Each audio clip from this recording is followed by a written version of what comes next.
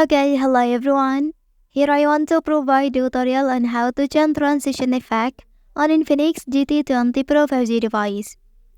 Well, some transition effects are quicker and more efficient, reducing the time it takes to switch between apps or screen.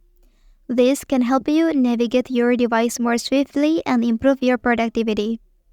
Okay, so let's go to the tutorial.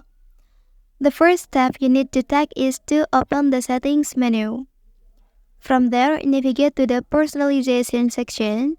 Once you have selected personalization, you will find various customization options to tailor your device to your preferences.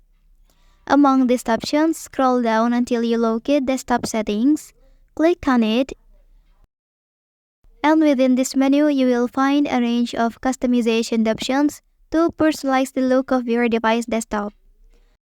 Okay, and click on the appearance menu. Next, navigate to the page turn effect. Here you will find several options for different page transition effects that can add a visual flair to your device desktop experience. Explore the available options and select the one that best suits your preferences and enhances your overall user experience. Okay, that's the tutorial on how to change transition effect on Infinix GT20 Pro 5G device.